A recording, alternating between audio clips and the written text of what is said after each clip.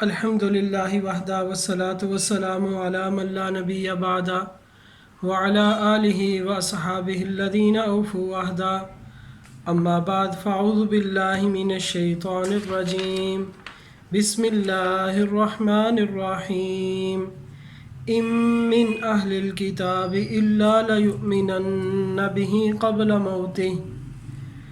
وقال النبی صلی اللہ علیہ وسلم ان عیسیٰ لم یمت وانہ راجع الیکم قبل یوم القیامہ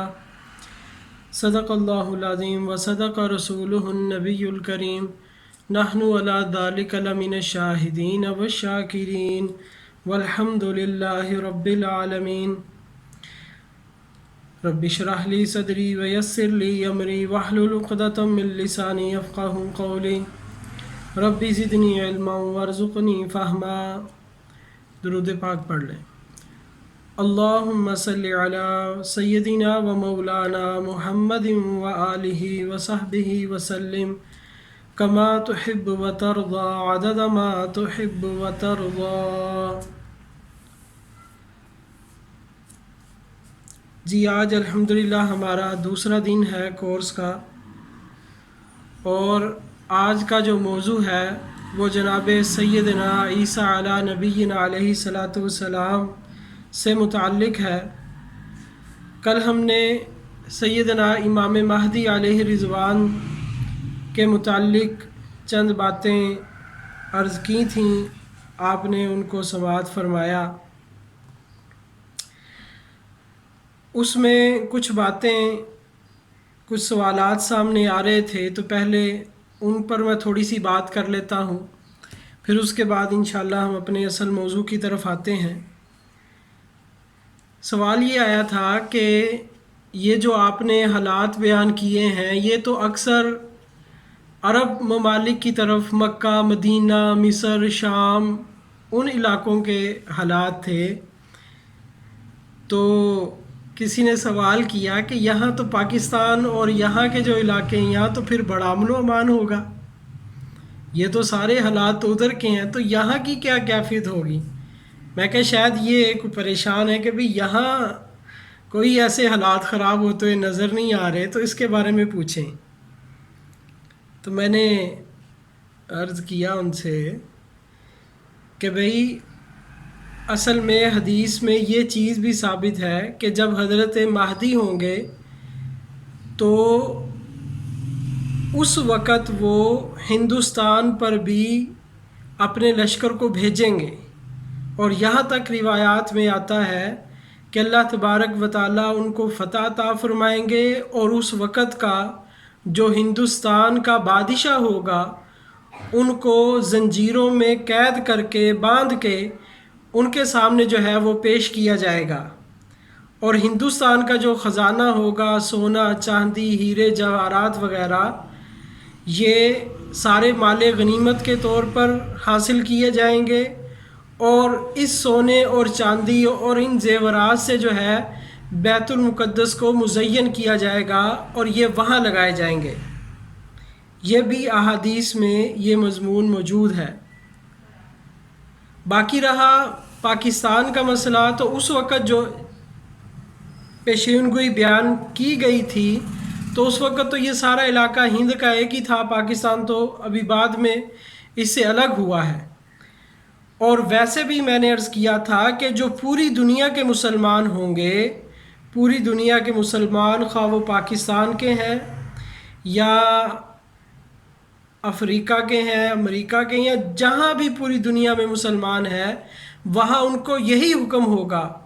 بلکہ آپ صلی اللہ تعالیٰ علیہ وسلم نے ارشاد فرمایا کہ اگر کوئی شخص برف پر گھسٹتا ہوا وہاں پر پہنچ سکے تو اس کو چاہیے کہ وہاں پہنچ جائے اور حضرت مہدی کے لشکر میں شامل ہو جائے۔ یہ اتنی فضیلت والا لشکر ہے، اور اللہ تبارک و تعالیٰ ایسے تمام مسلمانوں سے راضی اور خوش ہوں گے، اور وہ دنیا کے بہترین لوگ جو ہیں وہ قرار دیے جائیں گے کہ اللہ تبارک و تعالیٰ کی نظر میں وہ بہترین لوگ ہوں گے۔ تو اس لیے اس بات کو بھی ذہن میں رکھ لینا چاہیے کیونکہ عام طور پر مرکز وہ ہوگا مکہ اور مدینہ اور بیت المقدس وغیرہ، اس لیے احادیث میں ان کا زیادہ ذکر آتا ہے، اور باقی جو جگہیں ہیں وہ تو اس کے ذیل میں ہیں۔ اب یہ جو خراسان سے جو لشکر جائے گا یہ افغانستان کے علاقے سے، تو یہ افغانستان کا علاقہ ہے، یہاں سے لوگ مسلمان جائیں گے، اور الحمدللہ پوری دنیا سے جو مسلمان ہیں جن کو اللہ تعالیٰ نے ایمان کی دولت سے نوازا ہے اور جذبہ جہاد اور دین پر مر مٹنے کا شوق ذوق جن کے دلوں میں اللہ نے پیدا کیا ہے، وہ ضرور بضرور اپنی پوری کوشش کریں گے اور سیدنا امام مہدی علیہ رضوان کے لشکر میں شامل ہونے کی پوری کوشش کریں گے۔ تو اس لیے یہ بات جو ہے وہ ذہن نشین کر لی جائے۔ پھر اس کے بعد بات ہماری جو تھی وہ چل رہی تھی کہ سیدنا امام مہدی علیہ رضوان جو ہے وہ جب ان امور سے فارغ ہوں گے اور وہ اپنے لشکروں کو ترتیب دے رہے ہوں گے اور نماز کا وقت ہوگا، عصر کی نماز کا یا بعض روایات کے مطابق فجر کی نماز کا وقت ہوگا، تو سیدنا عیسیٰ علی نبینا علیہ الصلاۃ والسلام جو ہے ان کا نزول ہوگا مسجد میں۔ مسجد کی چھت پر سیدنا عیسیٰ علیہ الصلاۃ والسلام کا نزول ہوگا، دو فرشتوں کے کندھوں پر ہاتھ رکھ کر سیدنا عیسیٰ علیہ الصلاۃ والسلام نازل ہوں گے، اور جب مسجد کی چھت پر تشریف لائیں گے تو وہ آواز دیں گے اور کہیں گے کہ بھی سیڑھی لے کر آؤ، تو چنانچہ سیڑھی لائی جائے گی، اور وہ پھر سیڑھی کے ذریعے جو ہے وہ مسجد کی چھت سے نیچے تشریف لائیں گے۔ یہاں بعض لوگوں کے ذہن میں ایک بات پیدا ہوتی ہے کہ بھئی عیسیٰ علیہ الصلاۃ والسلام جب چھت پر اتر سکتے تھے تو نیچے صحن میں اتر جاتے، یا چھت پر اتر کے سیڑھی منگوانے کی کیا ضرورت تھی؟ تو اصل میں بتانا یہ مقصد تھا کہ اللہ تبارک و تعالیٰ بتانا چاہتے ہیں کہ جب عالم اسباب میں کوئی ہو تو اللہ تعالیٰ کی سنت یہی ہے کہ اسباب کے اندر اللہ تبارک و تعالیٰ کام لیتے ہیں۔ اللہ تعالیٰ چاہتے تو آسمان سے سیڑھی ڈائریکٹ مسجد کے صحن میں اتار دیتے، نہیں،